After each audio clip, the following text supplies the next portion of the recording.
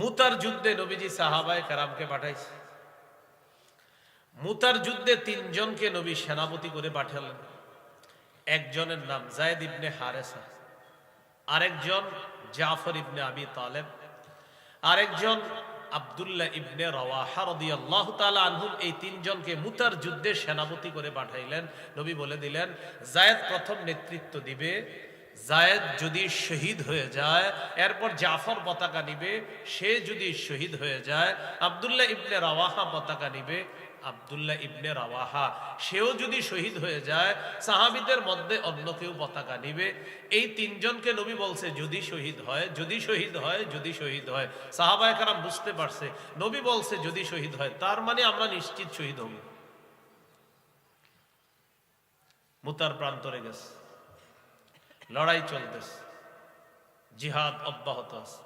জিবরিল আমিন details নবীরে জানাই দিয়েছে। সুবহানাল্লাহ। নবীজি মিম্বরে দাঁড়াইছে মসজিদে, দাঁড়িয়ে মুতার যুদ্ধের বিবরণ দিতে লাগলেন সাহাবায়ে কেরামকে। মন দিয়ে শুনেন নবী কি বলতেছে। قال رسول الله صلى الله عليه وسلم اخذ الرايه زيد فاصيب ثم اخذها جعفر فاصيب ثم اخذها عبد الله ابن رواحه فاصيب। নবীজি বলতে লাগলেন, আমার সাহাবী যায়েদ পতাকা নিয়েছে, যায়েদকে শহীদ করে দেওয়া হয়েছে। সুম্মা আখাযাহা জাফর, এরপর জাফর পতাকা নিছে, উসিবা, আমার সাহাবী জাফরকেও শহীদ করে দেওয়া হয়েছে।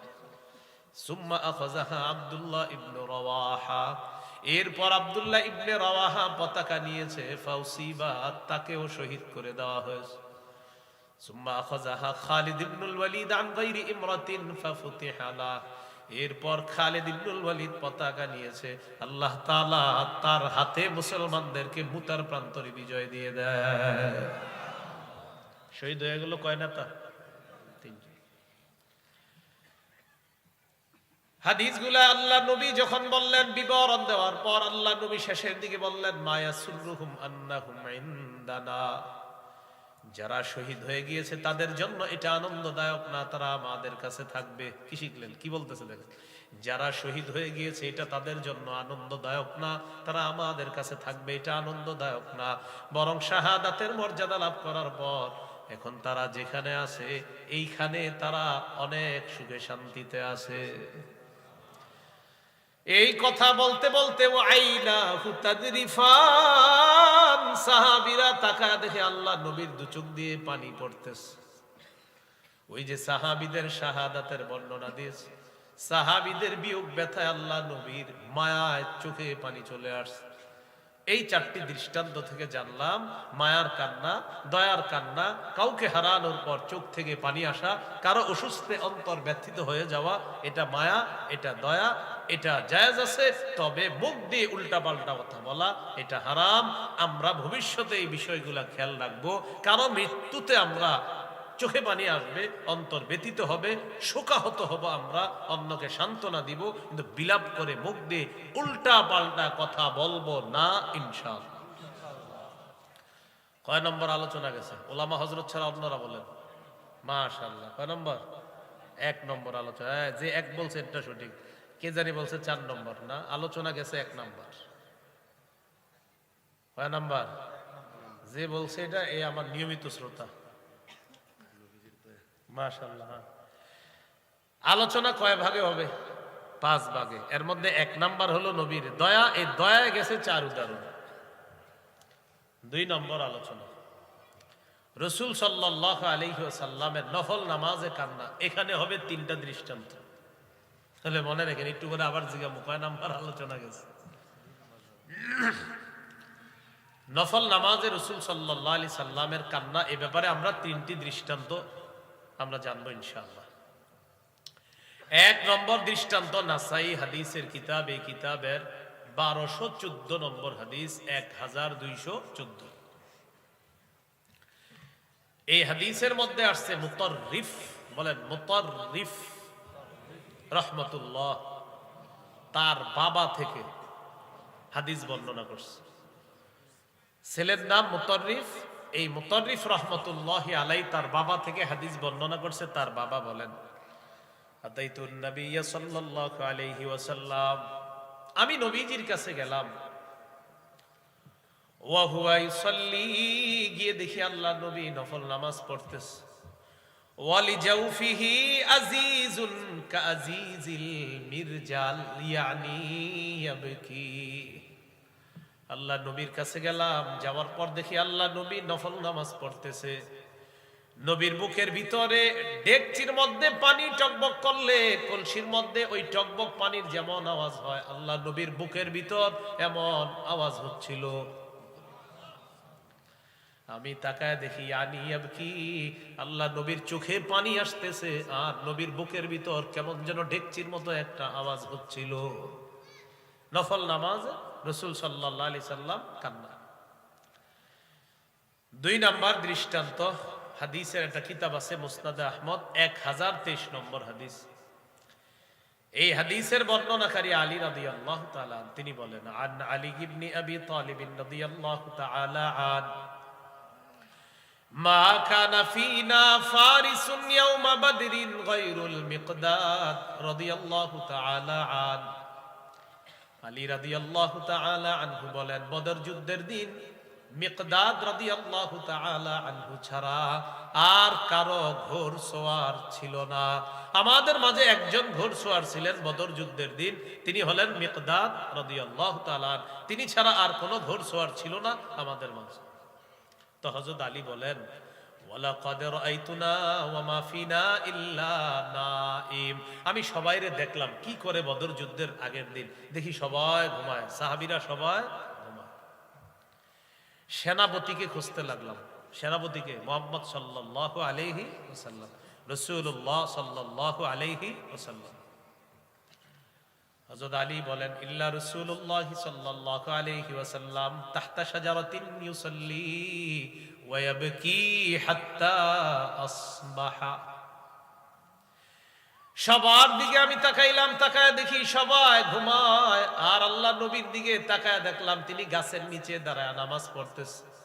নফল নামাজে সারা রাত কাটিয়ে দিয়ে আল্লাহ নবী ফজরের আগ পর্যন্ত নফল নামাজে কাটা দেয়, আর তাকায় দেখি আল্লাহ নবীর চোখ থেকে পানি ঝরে পড়তেছে।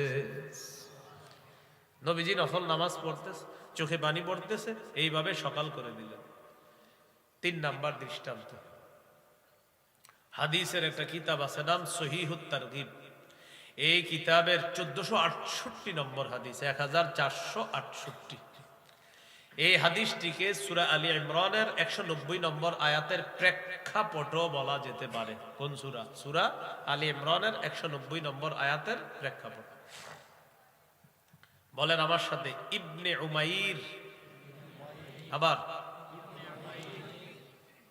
আম্মা জান আয়েশা সিদ্দিকা রাদিয়াল্লাহু তাআলা আনহার ছাত্র, তিনি নাম কি? ইবনে উমাইর। ইবনে উমাইর একদিন বললেন, আম্মা জান আখবিরিনা বিআজাবি শাইইন রাআইতিহি মির রাসূলিল্লাহি সাল্লাল্লাহু আলাইহি ওয়াসাল্লাম।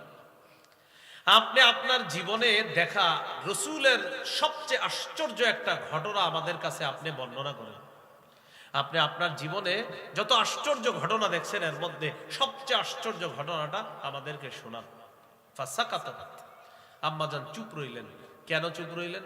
মনে করতেছে কোনটা শোনাবো, নবীর জীবনে সবই তো আশ্চর্য, এজন্য চুপ থাইকা একটু পরে আম্মাজান বললেন, হ্যাঁ শোনো। লাম্মা কানা লাইলাতুম মিনাল লায়ালি, এক রাতের ঘটনা তোমাদেরকে শোনাই। এক রাতে আমার ঘরে নবীর পালা, পালা মানে নবীজির একাধিক স্ত্রী ছিলেন, এক এক স্ত্রীর কাছে এক এক রাতে আল্লাহ রসুল পালা বন্টন করে এভাবে তাদের কাছে যাইতেন। আম্মাজান আয়েশা সিদ্দিকা রাদিয়াল্লাহু তাআলা আনহা বলেন, এক রাতে আমার কাছে নবীর পালা। নবীজি আমাকে বললেন, যারিনি আতাআব্বাদিল লাইলাতা লিরাব্বি। আয়েশা, তুমি কি আজকে আমার একটু সুযোগ দিবা? আমি আল্লাহর কাছে একটু ইবাদত করব, আমি আমার রবের ইবাদত করার জন্য তোমার কাছে একটু সুযোগ চাই, আমি ইবাদতে আজকে রাতটা কাটাইতে চাই। তুমি আমার কাছে পাও না, এটা হলো বান্দার হক, আর ইবাদত করব এটা আল্লাহর হক। গুরুত্ব বেশি বান্দার হকের, যেহেতু তোমার হক, তুমি যদি মাফ না করো এটা আল্লাহ মাফ করবে না, মানে ক্ষেত্র বিশেষ। আর আল্লাহর হক, আল্লাহ তাআলা একটু ভুল ত্রুটি যদি হয়ে যায় তো আল্লাহর তাআলা আল্লাহর হক চাইলে আল্লাহ মাফ করবেন, সেটা আল্লাহ তাআলার ইচ্ছা, কিন্তু তুমি মাফ না করলে তোমার হক তো আল্লাহ তাআলা মাফ করবে না। আয়েশা, তুমি যদি বলো তো আজকে রাতটা আমি একটু ইবাদত করব, তুমি কি বলো? এই কথা বলার পর আম্মাজান বললেন, আল্লাহি ইন্নী লা উহিব্বু কুরবাক ওয়া উহিব্বু মা ইয়াসুররুক। সুবহানাল্লাহ। ইয়া রাসূলুল্লাহ, আল্লাহর কসম, আপনার সান্নিধ্য আমি খুব বেশি পছন্দ করি, আবার আপনি যা পছন্দ করেন এটাও আমি খুব বেশি পছন্দ করি। আমি যে আপনার কাছে থাকতে পারি এটাও আমার সবচেয়ে বেশি পছন্দের, আবার আপনি যেটা পছন্দ করেন এটাও আমার সবচেয়ে পছন্দের। অতএব আজকে আপনি ইবাদত করবেন, এটা আপনার কাছে পছন্দের, আমি আয়েশার কাছেও পছন্দের। ফাকামা ফাতাতাহহারা সুম্মা কামা ইউসাল্লি। নবীজি দাঁড়াইলেন, শীত লাগে গরম লাগে, কি একটা মুশকিল।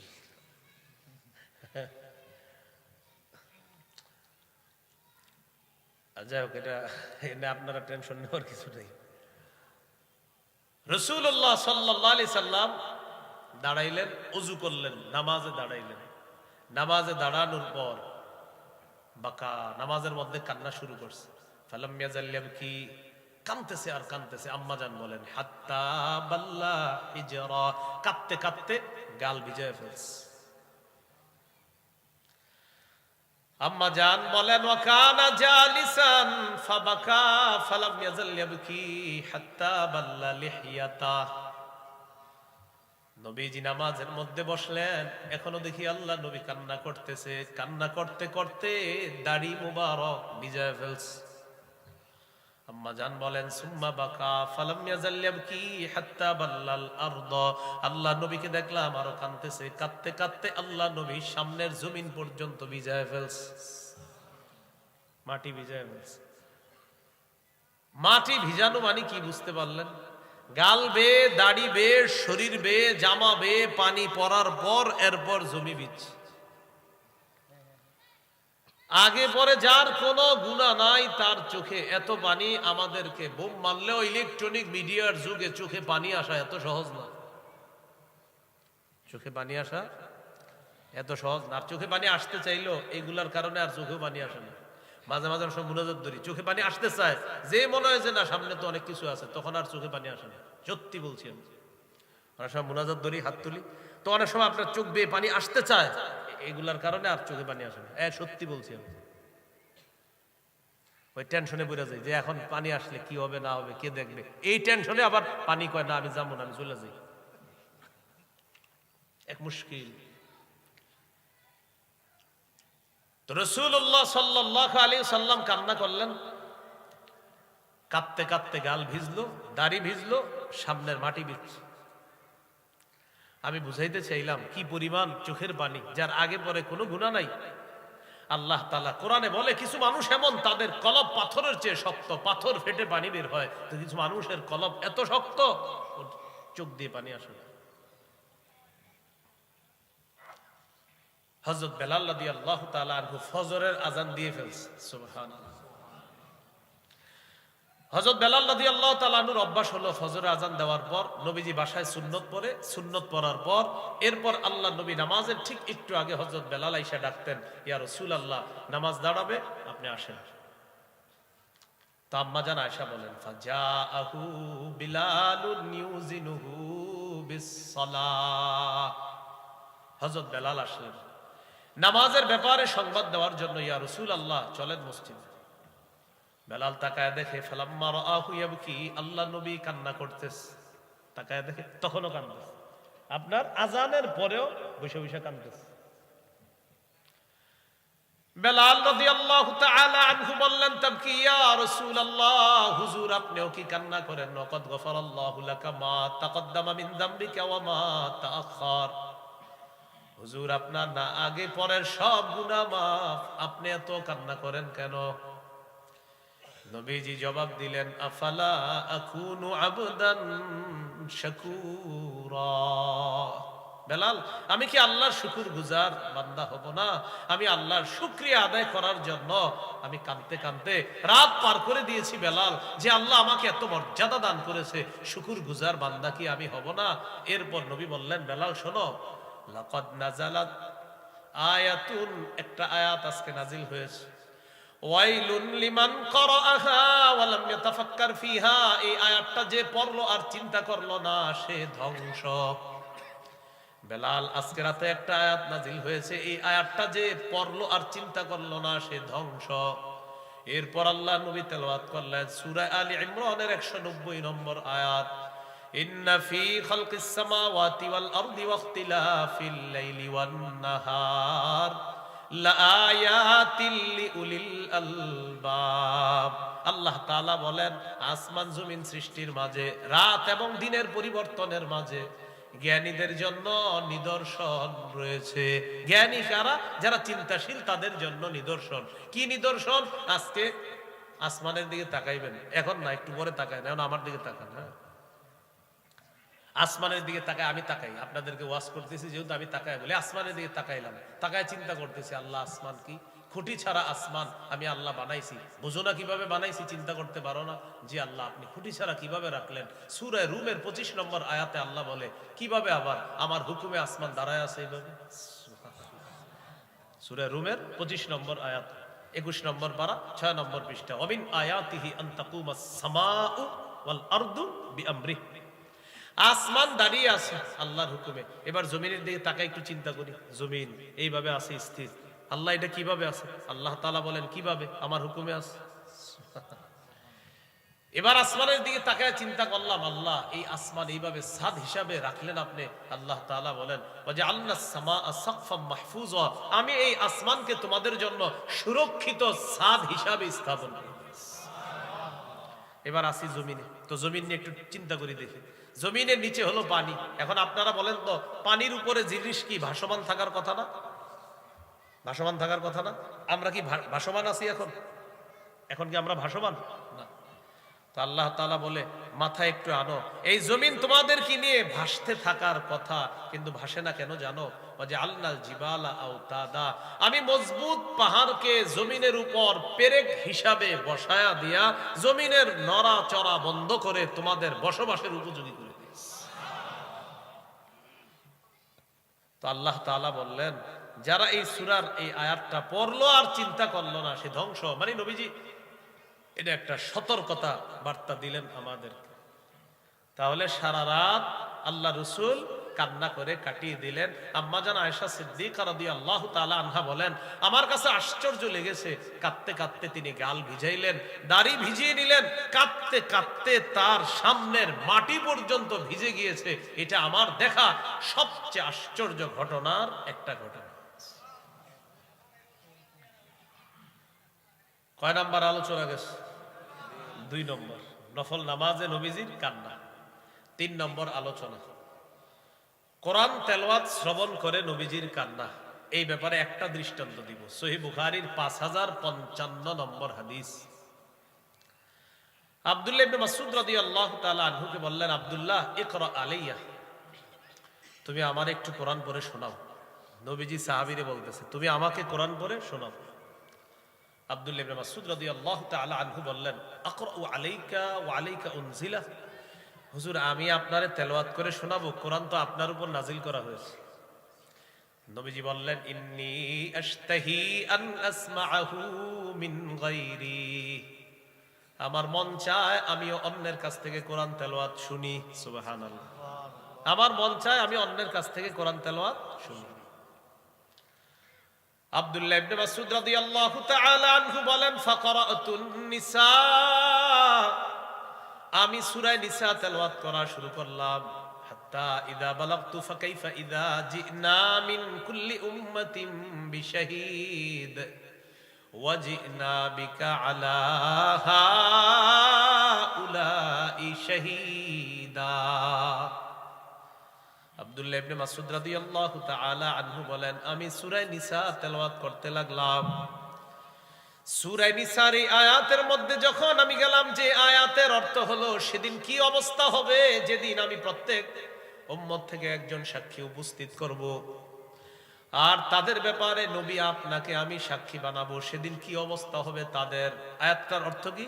সেদিন কেমন হবে, যেদিন আমি প্রত্যেক উম্মত থেকে একজন সাক্ষী উপস্থিত করব, আর তাদের ব্যাপারে আপনাকে আমি সাক্ষী বানাবো, সেদিন কি অবস্থা হবে তাদের। আল্লাহ নবী যখন এই আয়াত শুনলেন, শোনার পর নবীজি বললেন, আমসিক আব্দুল্লাহ, তুমি থেমে যাও, থামো আব্দুল্লাহ থামো। আব্দুল্লাহ ইবনে মাসউদ রাদিয়াল্লাহু তাআলা আনহু বলেন, আমি থামলাম। ফারাআইতু আইনাইহি তাদরিফান, নবীর চোখের দিকে তাকায় দেখি দুই চোখ থেকে পানি পড়তেছে, পানি পড়তেছে। কেন? ওই যে উম্মতের জন্য সাক্ষী আল্লাহ উপস্থিত করবে, এই সাক্ষী পক্ষে হতে পারে, বিপক্ষে হতে পারে।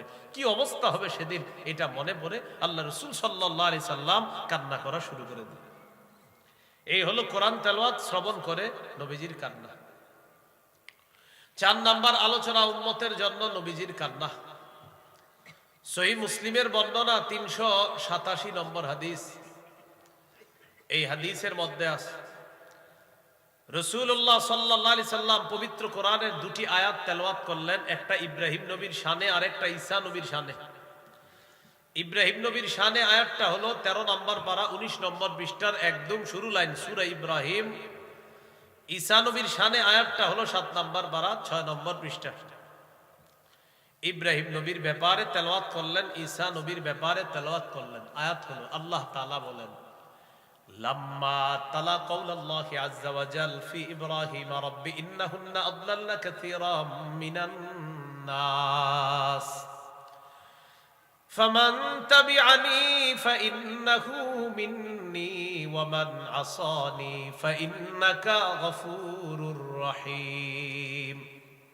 আল্লাহ তাআলা আমাদের সকলকে কান্নার যে বিষয়গুলা শরীআ মোতাবেক যেন এটা গ্রহণ করে বিলাপ করা থেকে বাঁচতে পারি, আল্লাহ তাআলা তৌফিক দান করেন। আমিন ওয়া আখিরু দাওয়ানা আনিল হামদুলিল্লাহি রাব্বিল আলামিন।